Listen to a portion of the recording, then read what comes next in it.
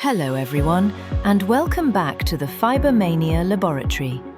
Today, we're taking you through one of our most critical quality control steps, the 3D end-face interference test. As you can see, our technician is inserting the LC connector into the high-precision interferometer.